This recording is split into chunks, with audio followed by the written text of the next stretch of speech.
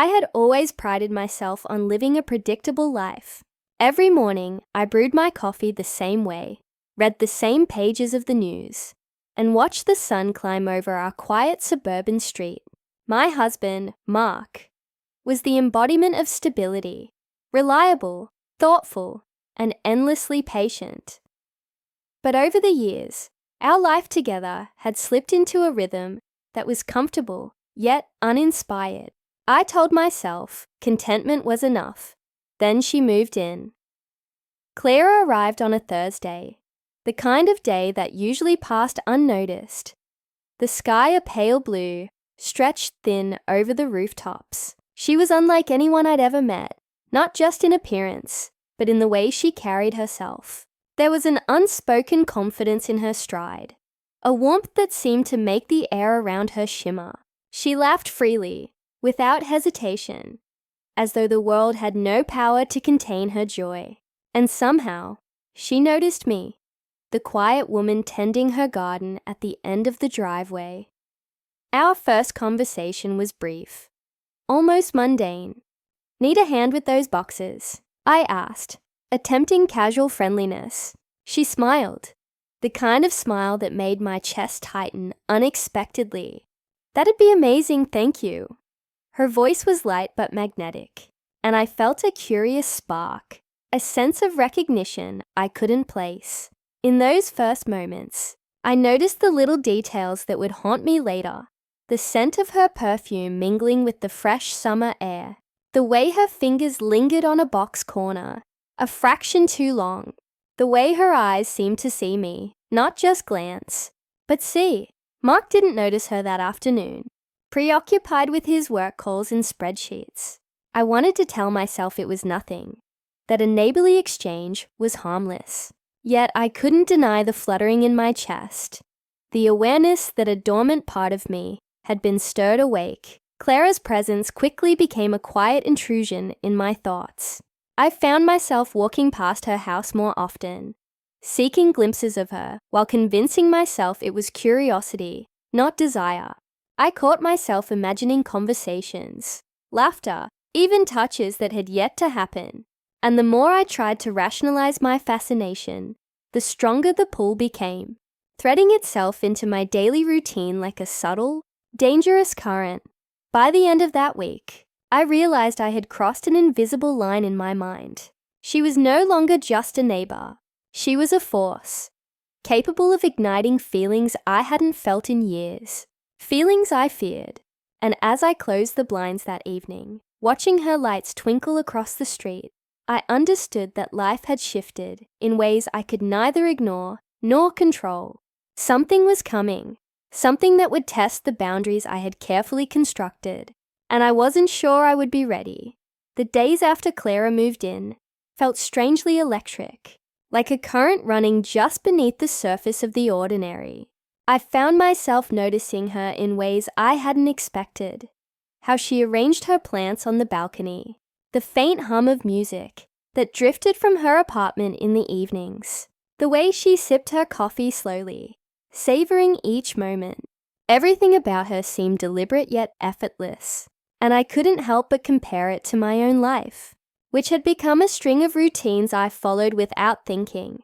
Mark remained oblivious, wrapped in his work and habitual kindness, unaware of the subtle tension building inside me. I loved him, or at least, I told myself I did. But the excitement that once accompanied our early days together had long since dissipated. Clara made me aware of that absence, not through anything she did directly, but simply by existing in contrast to it. It started innocently enough, a casual wave across the street, a shared laugh over misplaced mail, helping her carry groceries up the stairs. I told myself these were neighborly gestures, nothing more. Yet, each encounter left a trace, a whisper of possibility, a sense of longing I couldn't shake. I found excuses to linger, offering to fetch her something from the store, sharing snippets of my day, listening to her stories about a life so different from my own. One afternoon, she invited me over for tea. Her apartment was warm and inviting, filled with soft lights and the faint aroma of vanilla and sandalwood. We sat close on her couch, the conversation flowing effortlessly from books to movies, from childhood memories to whispered fears. I noticed the way her eyes met mine with an intensity that made me question my own restraint. The subtle tilt of her head when she laughed, the way her hand brushed mine ever so lightly. It was during that conversation that I first recognized the danger in what I felt. Desire is rarely loud or urgent at the start. It's quiet, creeping in, wrapping itself around your thoughts in a way that feels both thrilling and terrifying. I felt it then, the first real pangs of guilt and excitement intertwining. Clara's presence had illuminated a side of me I had buried beneath obligations and routine, and I realized I was treading a line I hadn't anticipated. By the end of the visit, I walked home with a head full of unspoken questions and a heart heavier than before. I wondered how much of my life I had spent sleepwalking, and whether the spark Clara had ignited could ever be extinguished, or if it was meant to reveal truths I had long ignored. That night, lying beside Mark, I felt the familiar comfort of his presence, but it was shadowed by the awareness that my mind and heart were no longer entirely mine. Something had shifted, and I sensed that whatever came next would challenge everything I thought I knew about love, loyalty, and desire. The days that followed Clara's invitation were impossible to ignore. Every glance across the street, every casual hello, carried an undercurrent of unspoken possibilities. I told myself to stop thinking about her, to focus on Mark, on the life I had promised to nurture. But the mind is cunning, and mine had found a new obsession, one that whispered in the quiet moments and made routine interactions feel unbearably dull.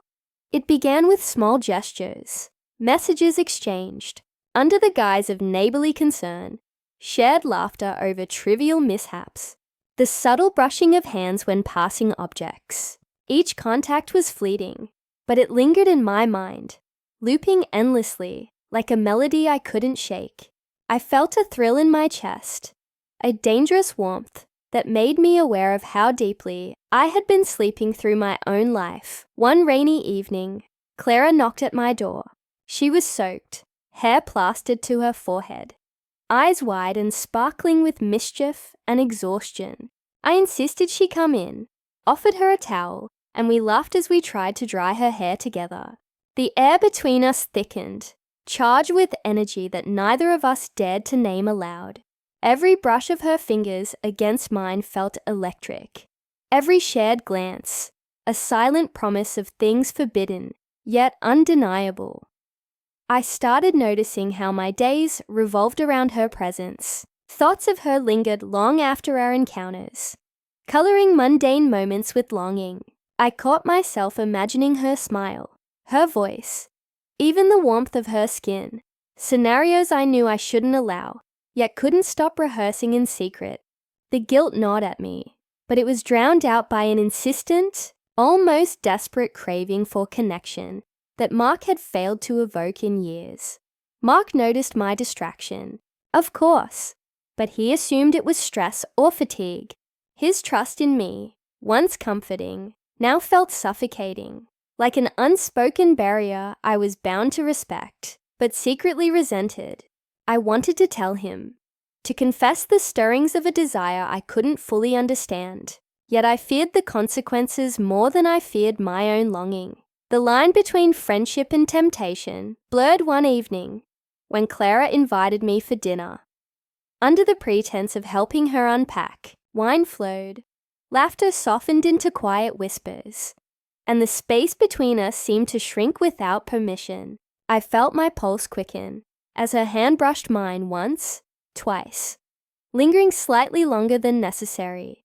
I wanted to pull away, but instead I stayed, suspended in a dangerous equilibrium where every word, every touch felt magnified. By the time I returned home, soaked in guilt and longing alike, I understood one terrifying truth. Desire is rarely logical. It doesn't wait for permission or approval. It seeps into the cracks of your life, exploiting vulnerabilities and exposing truths you'd rather leave hidden. I lay beside Mark that night, his steady breathing a reminder of the life I had. Yet my mind replayed every stolen glance, every touch, every laugh with Clara. Something had shifted irreversibly, and I knew the coming days would force me to confront it or surrender entirely. The tension between Clara and me had reached a point where pretending it didn't exist was no longer possible. Every encounter carried weight. Every conversation lingered long after the words had faded, and every glance seemed loaded with the unspoken. I knew I was playing with fire, yet the pull was irresistible, like a current dragging me into waters I hadn't meant to enter.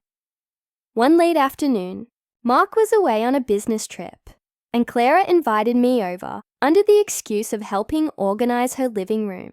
The sky was bruised with clouds, and the rain pattered against her windows as we moved boxes and unpacked fragile items. The mundane task somehow became intimate. Our hands brushed repeatedly, each touch sending a jolt through me that was impossible to ignore. Her laughter filled the room, soft and vulnerable at times, yet laced with a daring undertone that made my chest ache. We paused near the window, watching the storm outside, and she turned to me, her expression unguarded. "Do you ever feel trapped in a life you've carefully built?" she asked quietly. The words resonated in me, like a confession I hadn't admitted to myself. I hesitated, heart hammering, before nodding, feeling the weight of my own unspoken discontent. The next moments unfolded with a gravity that neither of us intended. Her hand found mine again, this time lingering, fingers intertwined in a delicate, almost defiant gesture. I could feel the heat radiating from her, a warmth that both comforted and terrified me. My mind screamed to pull away, to retreat to the safety of familiarity, but my body betrayed me, responding to a desire that had been quietly smoldering for weeks. When our lips met, it was tentative at first, hesitant, testing the boundaries of what we both knew we shouldn't cross. And then, impossibly, the restraint shattered. Passion surged, swift and undeniable, erasing doubts and hesitation in an instant. In that moment, I was no longer the careful, dutiful wife I had convinced myself I was. I was someone raw, vulnerable, alive in a way I hadn't felt in years. But the aftermath was immediate and sobering. Sitting apart afterward, breathing uneven, the reality of what had just occurred pressed down on us. Desire, we realized, didn't erase consequences. The thrill of the moment collided with guilt, and a silent understanding settled between us. This was no longer a flirtation. It was a choice, a dangerous, irreversible one. As I left her apartment, the rain having stopped, I walked home with my clothes damp and my mind heavy. Mark's familiar figure awaited me, oblivious to the storm that had just reshaped my heart. I stared at him through the window, the life I had promised myself, tangled with the life I now secretly craved. Something fundamental had changed, and the path ahead was uncertain, fraught with risk, and entirely my own to navigate. The days following that stormy afternoon were unbearable in their quiet tension. I moved through our home like a ghost, haunted by the memory of Clara's touch and the knowledge of what I had allowed to happen. Mark spoke, asked questions, shared plans, but every word felt like a layer of guilt pressing harder against my chest. I had created a secret world alongside my own, and it pulsed with a dangerous vibrancy I couldn't ignore. Then came the unexpected confrontation. One evening, returning home early from work, I heard voices, familiar laughter, and words that didn't belong to the life I thought I had. I froze, the blood draining from my face, as realization hit with unbearable force. Mark and Clara were talking, close, intimately, in a way that mirrored the connection I had imagined with her. My mind swirled with disbelief, hurt, and confusion. The world I had tried to compartmentalize had collided with itself, and nothing remained untouched. I retreated to the hallway, unseen, heart hammering. I could feel every emotion vibrating through me: betrayal, irony, heartbreak, and a strange, unnameable relief. Desire had always been complicated, but the reality was far messier than the fantasies I had spun in stolen moments. When Mark finally noticed me, his expression shifted between guilt and panic, and Clara mirrored the same tumultuous blend of shame and longing I felt. Words hung suspended, impossible to fully form, as if speaking them aloud would shatter us completely. In the weeks that followed, truths unraveled, and boundaries were tested. Confessions were made, tears shed, and the fragile threads of trust re-examined. Mark and I faced the fracture in our marriage head-on, confronting the realities we had ignored for years. Clara left the neighborhood shortly afterward, a bittersweet exodus that left both emptiness and clarity in her wake. I was left alone with my choices, my desire, and the complex tangle of human emotion I had awakened. Through the pain and chaos, I learned something profound. Desire is not inherently wrong, but how we navigate it defines who we are. The fire Clara sparked in me illuminated truths I had buried under routine and comfort, forcing me to confront the parts of myself I had neglected. Guilt remained, certainly, but it was tempered by understanding of myself, of others, and of the messy, fragile beauty of human connection. I returned to my life with Mark, yet nothing would ever feel quite the same. Our love became something different, tested, strained, yet capable of growth and renewed intimacy. I carry the memory of Clara's presence as both a caution and a revelation. Some fires are meant to ignite, not consume, to illuminate what we have forgotten, even if it leaves traces that never fully fade. And in that quiet reflection, I understand that life is less about perfection and more about honesty with ourselves, with those we love, and with the desires we cannot deny. Some encounters change you forever, and perhaps that is the point.